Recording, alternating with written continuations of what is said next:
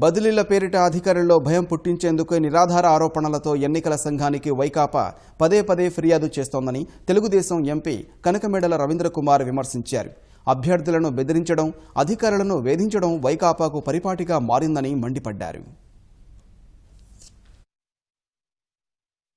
డీజీపీని transfer చేయాలనడానికి ఆధారాలు ఇటువంటివి చూపించలేదు.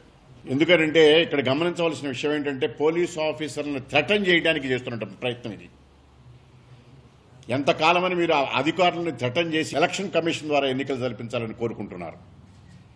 ఈ రకంగా ప్రభుత్వంలో ఉన్న ఆఫీసర్లను బెదిరించి, బయట ఉన్నటువంటి ఎలక్షన్ల క్యాండిడేట్లను బెదిరించి, టీఆర్ఎస్ ద్వారా ఇతరుల ద్వారా, అలాగే ఆస్తులు ఉన్నటువంటి వాళ్ళని బెదిరించి, ఎన్నికల్లో ఫామ్ 7 పెట్టి ఓట్లు తొలగించాలని చెప్పి ఇన్ని దొడ్డిదారులను మీరు ఎందుకు ఎత్తుక్కుంటున్నారు?